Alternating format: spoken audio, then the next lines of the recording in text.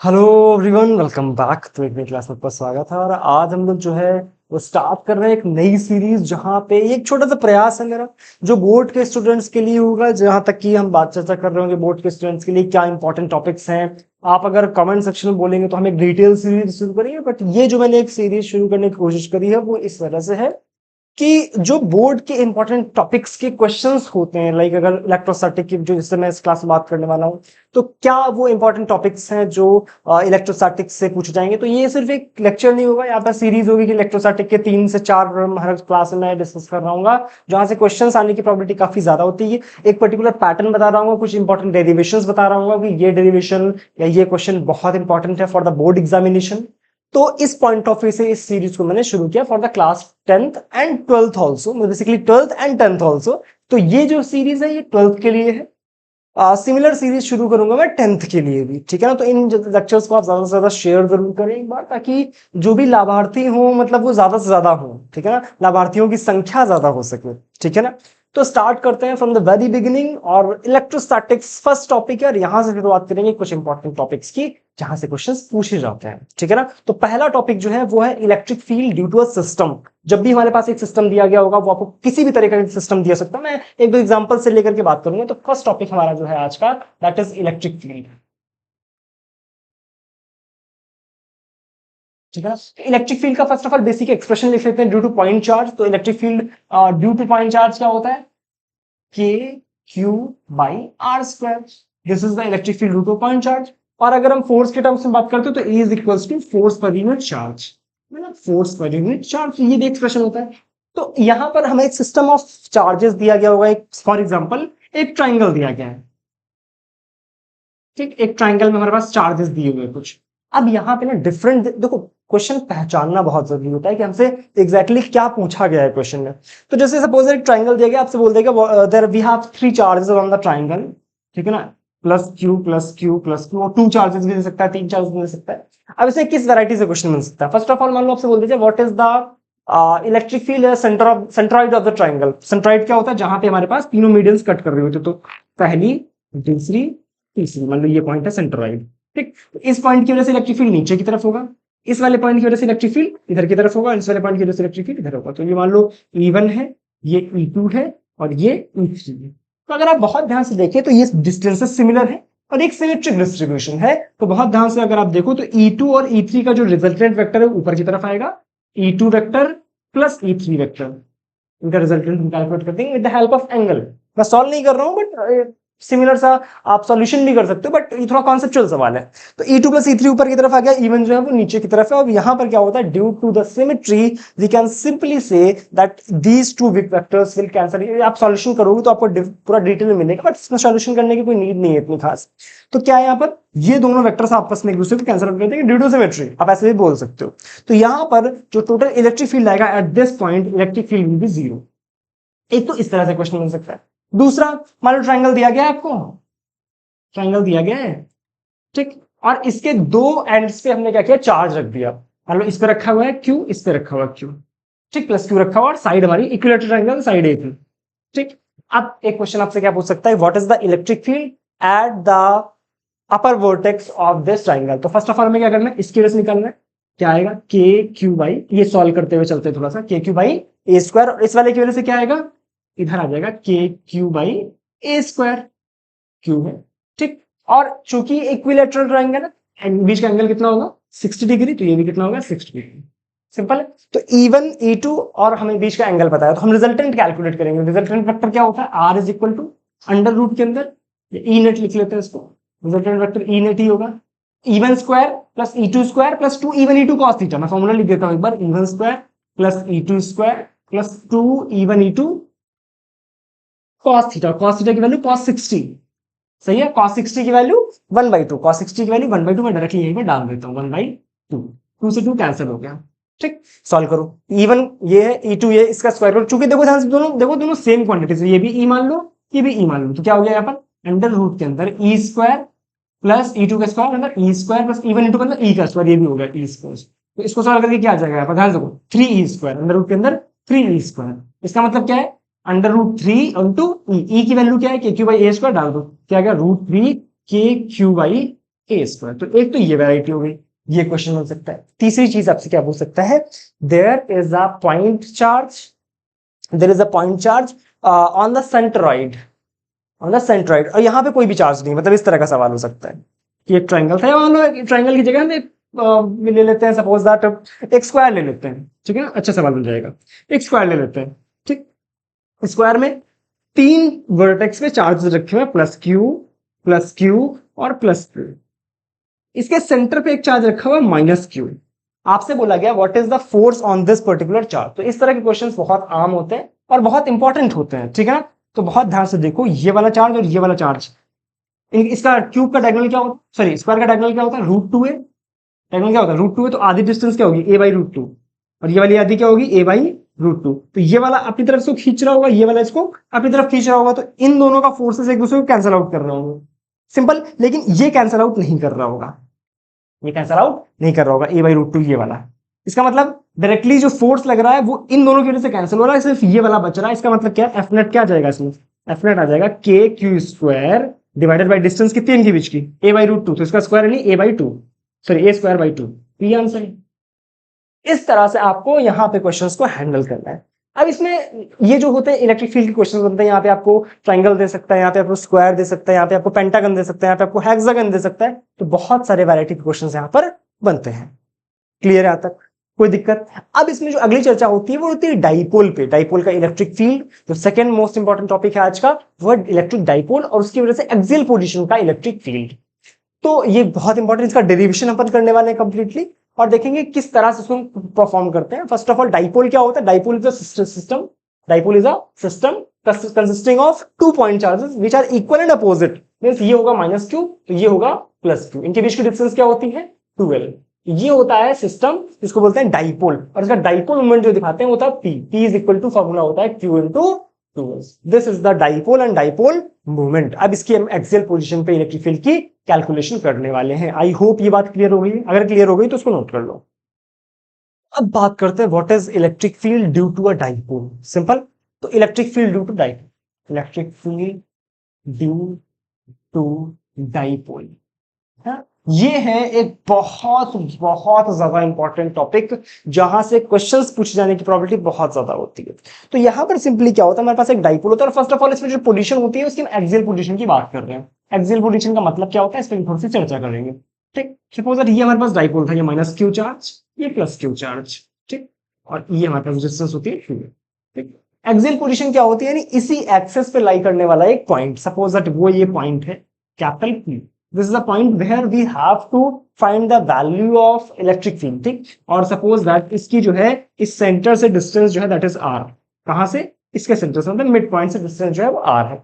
Now we have to calculate the value of electric field at this particular point. So electric field ना हमेशा दो charges की वजह से होगा, क्योंकि डाइपोल है और डाइपोल में दो चार्जेस होते हैं। तो एक ये वाला चार्ज जिसकी वजह से इलेक्ट्रिक फील्ड टुवर्ड्स इट होगा, एक ये वाला पॉजिटिव चार्ज, तो इसकी वजह से यहाँ पे electric field away from it होगा। तो नेगेटिव की वजह से टुवर्ड्स नेगेटिव चार्ज, और पॉजिटिव की वजह से away from negative charge, sorry away from positive charge. ये पॉइंट P था, इसको आप E1 बोल दें, इसको आप E2 बोल दें। क्लियर है यहां तक। अब E1 और E2 की वैल्यूज लिखते हैं, E1 और E2 की वैल्यूज लिखते हैं। ये पूरा 12 था, तो आधी डिस्टेंस क्या होगी, L, और ये आधी भी क्या होगी, L। चलो शाबाश, फर्स्ट वाले की वजह से निकाल रहे हैं, +q की वजह से। तो E1 क्या आ जाएगा हमारे पास, फॉर्मूला क्या होता है, KQ/R²। तो KQ बाई डिस्टेंस क्या है, यहां से यहां तक की डिस्टेंस, ध्यान से देखना, यहां से यहां तक की, तो यहां से यहां तक R थी, उसमें से हम L अगर सब्ट्रैक्ट कर देंगे तो हमारे पास ये डिस्टेंस बचेगी R माइनस L, तो R माइनस L का whole square. This is what E1। Now E2, E2 क्या आ जाएगा, इसकी वजह से डायरेक्शन ये है, तो मैं साइन नहीं दिखा रहा हूं, मैं डायरेक्शन इसमें दिखा दे रहा हूं। तो यानी यहां से आप सिंपल समझ पा रहे हो कि E1 इस तरफ है और E2 इस तरफ है, तो ये दोनों सब्ट्रैक्ट हो जाएंगे। क्या आ जाएगा, KQ बाई डिस्टेंस यहां से लेकर के यहां तक की, तो ये L है और ये R है, तो डिस्टेंस हो गई R प्लस L का होल स्क्वायर, KQ/R² से। ठीक, अब ध्यान से देखो E1 और E2 की डायरेक्शन अपोजिट है, तो जैसा मैंने बोला ये दोनों सब्ट्रैक्ट हो जाएंगे आपस में। ठीक है, तो E नेट क्या आ जाएगा हमारे पास, E नेट जो है that will be E1 minus E2 या E2 माइनस E1, आप कुछ भी बोल सकते हो, अकॉर्डिंगली साइन हमारा आ जाएगा। ठीक है, हो गया। तो E1 की value KQ by R minus L का whole square, R minus L का होल स्क्वायर, और E2 की value KQ by R plus L का होल स्क्वायर। करेक्ट है। अब आपने करनी है सिर्फ कैलकुलेशन। नाउ कैलकुलेशन करते हैं, ध्यान से देखो। के क्यू ब्रैकेट में 1/r माइनस एल का होल स्क्वायर और यहाँ पे 1/r प्लस एल का होल स्क्वायर, करेक्ट है। क्रॉस मल्टीप्लाई करा के इसको सॉल्व कर लेते हैं। ठीक, क्या आ जाएगा, के क्यू क्रॉस मल्टीप्लाई कराऊं तो r प्लस एल का whole square minus r minus L का होल स्क्वायर डिवाइडेड बाई, ध्यान से देखो यहाँ पे दिस इंटू दिस और कंप्लीट स्क्वायर लगा सकते हैं। हम लगा सकते हैं r माइनस एल और r प्लस एल का कंप्लीट होल स्क्वायर, यानी यहाँ पे होल स्क्वायर। ठीक, अब ध्यान से देखो, स्क्वायर खोल सकते हैं, क्या आ जाएगा यहाँ से, के क्यू ब्रैकेट में क्या आ गया, a square plus b square plus 2ab। Simple, यहाँ पे a माइनस बी का होल स्क्वायर और माइनस बी अंदर मल्टीप्लाई करा रहे हैं, तो a square plus plus minus minus L square और minus minus plus 2rl divided by, यहाँ पे क्या है, a minus b a plus b, formula लगा दो, a square minus b square और इसका होल स्क्वायर।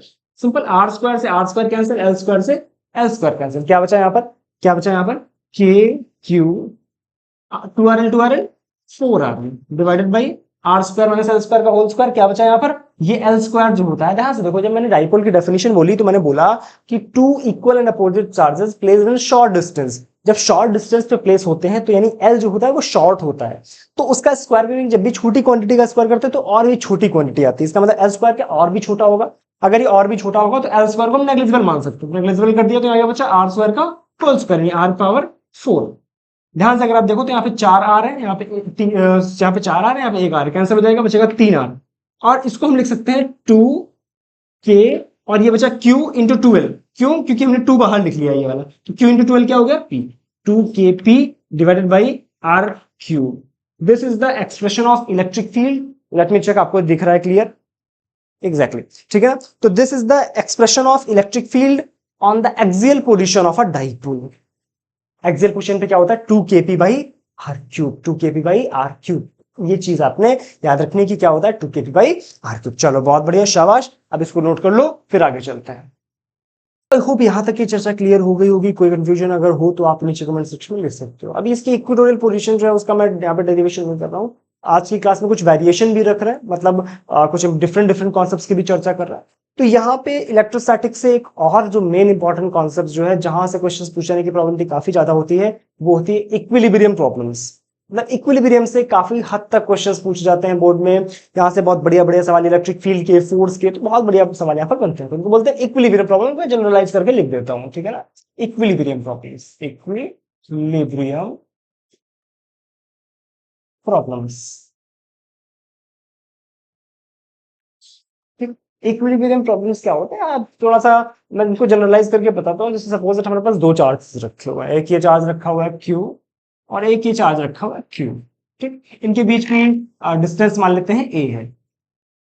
ठीक, तो एक बात हम कॉमन सेंस से यहां पर बोल सकते हैं क्या, कि अगर हम इन दोनों चार्जेस के मिड पॉइंट पे यहां पर अगर हम इलेक्ट्रिक फील्ड की वैल्यू बोले, तो बहुत ध्यान सोचना कि ये डिस्टेंस भी a/2 है और ये डिस्टेंस भी a/2 है, ये भी a/2 है और ये भी a/2 है। तो एक बात हमें कॉमन सेंस से यहां समझ आती है कि इस वाले चार्ज की वजह से यहाँ पे इलेक्ट्रिक फील्ड इस तरफ होगा और इस वाले चार्ज की वजह से इलेक्ट्रिक फील्ड इस तरफ होगा, और कहीं ना कहीं इनका मैग्नीट्यूड भी सेम होगा। तो एक दूसरे को कैंसिल, क्योंकि डिस्टेंस सेम है, चार्ज सेम है। तो KQ बाई इलेक्ट्रिक फील्ड क्या होगा, E1 is equal to E2, ये E1 है, ये E2 है, और क्या आ जाएगा, E1 is equal to E2 is equal to KQ by distance कितनी है, a/2 का होल स्क्वायर।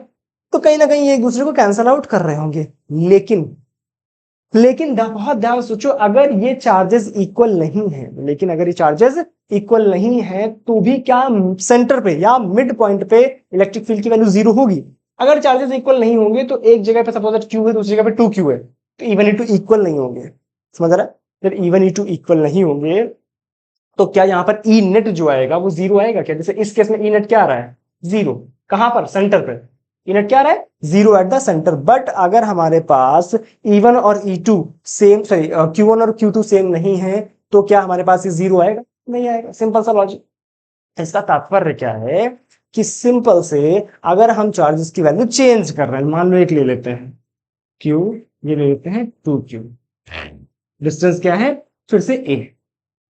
एक बात तो हमें समझ आ चुकी है, इसके सेंटर पे हमारे पास जो इलेक्ट्रिक फील्ड है वो 0 नहीं होगा, लेकिन कहीं ना कहीं तो होगा। क्यों क्यों होगा? क्योंकि सपोज दैट ये हमारे पास प्लस क्यू था और ये हमारे पास प्लस 2 क्यू था, तो इसकी वजह से जो इलेक्ट्रिक फील्ड लाइंस होंगी सपोज दैट इधर ऐसे जा रही है, रिपेल कर रही होंगी एक दूसरे को इलेक्ट्रिक फील्ड लाइंस, है ना? समझ रहे हो? कहीं ना कहीं पे तो जीरो हो रहा हो, ये इलेक्ट्रिक फील्ड लाइन से इस तरफ होगी, तो कहीं ना कहीं एक पॉइंट ऐसा मिल रहा होगा जहां पे इलेक्ट्रिक फील्ड जीरो आ रहा होगा। तो हमें वही पॉइंट अगर सर्च करना हो कि what is the point where the charge is in equilibrium, तो हमें इक्विलिब्रियम फाइंड करने के लिए क्या करना पड़ता है? अगर दोनों चार्जेस सेम हैं तो एक बात तो तय है कि जो इक्विलिब्रियम है वो बीच में कहीं पर आ जाएगा। अब कैलकुलेट कैसे करते हैं? मान लो यहां से x डिस्टेंस पर जाकर के ये इक्विलिब्रियम मिल रहा है, सपोज दैट इस पॉइंट पर मिड पॉइंट नहीं है, कोई जनरल पॉइंट है, तो अगर ये डिस्टेंस x है तो ये वाली कितनी होगी? a minus x. ये बात समझ आती है? यानी इस पॉइंट पे इलेक्ट्रिक फील्ड की वैल्यू जीरो होगी, इसका मतलब E1 is equal to E2 होगा। इसकी वजह से इलेक्ट्रिक फील्ड E1 है और इसकी वजह से इलेक्ट्रिक फील्ड E2 है, ये दोनों बराबर होंगे, E1 is equal to E2 होगा। ठीक, E1 की वैल्यू लिखो, तो यहां हम लिख देते हैं E1 is equal to E2 means E1 की वैल्यू, इसकी वजह से इलेक्ट्रिक फील्ड क्या है? k q बाई डिस्टेंस क्या है यहां से यहां तक? x square is equal to, इसको आप 4q मान लो, बेटर रहेगा कैलकुलेशन करने को, मान लो 4q है। ठीक, तो क्या आ जाएगा यहां से? k, दूसरा चार्ज कितना है? 4q डिवाइडेड बाई डिस्टेंस कितनी है? a माइनस एक्स का होल स्क्वायर। क्लियर है तक? के क्यू से के क्यू गया, यहां से देखो, यहाँ बचा 1/x², यहाँ बचा a माइनस एक्स का होल स्क्वायर, क्रॉस मल्टीप्लाई करा लेंगे तो क्या आ जाएगा? a माइनस एक्स का whole square is equal to 4x²। दोनों तरफ स्क्वायर रूट ले लो तो क्या बचेगा? a minus X is equal to 2x is equal to 2x। यहां से अगर आप सॉल्व करेंगे तो क्या आ जाएगा? 3x is equal to a, x is equal to a/3। यानी this is the equilibrium point, यानी यहां से a/3 डिस्टेंस है, तो यहां से कितनी होगी? 2a/3। एक बात आपको समझ आ रही होगी कि ये जो इलेक्ट्रिक फील्ड आ रहा है वो जीरो सेंटर पर तो नहीं आ रहा है, वो जीरो सेंटर पर तो नहीं आ रहा, कुछ उस तरफ को शिफ्टेड है, इधर ये a/3 है, इधर की डिस्टेंस 2a/3 है। यानी अगर दो हमारे पास सेम साइन के चार्जेस होते हैं या सेम नेचर के चार्जेस होते हैं, लाइक चार्जेस होते हैं, तो वहां पर इलेक्ट्रिक फील्ड जो होता है वो बीच में किस तरह से आपको जीरो निकालना है, उसके लिए आप एक तरफ से x डिस्टेंस पर मानो, दूसरी तरफ तो a माइनस एक्स हो जाएगा, और सिंपली आप उसको कैलकुलेट कर सकते हो। होमवर्क में क्या करना है? आपको खुद से एक सॉल्व करना है। मान लो ये चार्ज q था या ये 4q था और ये 9q था, ये दोनों रखे हुए a डिस्टेंस पर, और आपको फाइंड करना है इक्विलिब्रियम पॉइंट, यानी इस तरह से x की वैल्यू आपको कैलकुलेट करनी, खुद से कैलकुलेट करना, और कमेंट सेक्शन में इसका आंसर जरूर से लिख देना, जरूर से इसका आंसर कमेंट सेक्शन में लिख देना कि what is the value of x।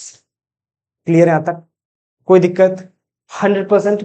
अच्छा, अब आते हैं इक्विलिब्रियम प्रॉब्लम के सेकेंड टाइप पे, जहां पर हमारे पास किस तरह का सवाल बनता है कि लाइक किधर सपोज चार्जेस की हमने नेचर जो है अपोजिट कर दिया, जैसे मान लो ये प्लस का ये माइनस का है, जैसे ये प्लस का है ये माइनस का है, मान लो इस तरह से, ये मान लो हमारे पास प्लस का q है और ये माइनस का 2q है। ठीक, यहां पर क्या होता है? इलेक्ट्रिक फील्ड जो होता है वो बीच में जीरो नहीं आता। कैसे जीरो नहीं आता? यहां तो मान लो हम कोई भी पॉइंट जनरल लेते हैं तो उसमें इस प्लस की वजह से जो इलेक्ट्रिक फील्ड होगा वो अवे फ्रॉम इट होगा, और इस माइनस क्यू की वजह से भी टुवर्ड्स इट होगा। इसका मतलब क्या है? वो दोनों ऐड हो रहे होंगे। इसका मतलब यह है इसमें बीच में, दोनों चार्जेस के बीच में जो इलेक्ट्रिक फील्ड है वो जीरो नहीं होता है। तो कहां पर होता है जीरो? जो इलेक्ट्रिक फील्ड जीरो होता है वो होता है किसी रैंडम पॉइंट, मतलब अदर पॉइंट पे। उसको निकालने का मैं एक छोटी सी शॉर्ट ट्रिक आपको बता रहा हूं कि हमेशा जो दोनों चार्जेस हैं अगर वो अपोजिट साइन के हैं तो कभी भी इक्विलिब्रियम पॉइंट जो लेना है वो बीच में नहीं लेना है। लेना किधर है? आजू बाजू लेना है, या तो आप इस तरफ ले लो या उस तरफ ले लो। अब लेने का भी तरीका क्या है? जो छोटा वाला चार्ज है उसकी साइड ले लो, जो आंसर है वो आसानी से आ जाएगा। मतलब एक्स के इधर क्यू के इस तरफ ले लो, ये 2q था, ये बड़ा मैग्नीट्यूड वाइज, साइन नहीं देखना, मैग्नीट्यूड वाइज, जैसे 2q है ये q है, इससे छोटा मैग्नीट्यूड किसका है? q का। तो आप इसके इससे x डिस्टेंस पर इक्विलिब्रियम पॉइंट ले लो। ये a था, ये x था, तो यहां से यहां तक कितना होगा? a plus x. तो इसके लिए क्या लिखेंगे? e is equal to k Q by x square, और इक्वेट किससे कराएंगे? K 2q by a minus x का whole square, sorry a plus x का होल स्क्वायर। ऐसे करेंगे इस प्रॉब्लम को। इसको आप सॉल्व करके इसको फिर से आप 4q मान लो, बेटर रहेगा, माइनस का 4q, तो कैलकुलेशन इजी हो जाती है उससे।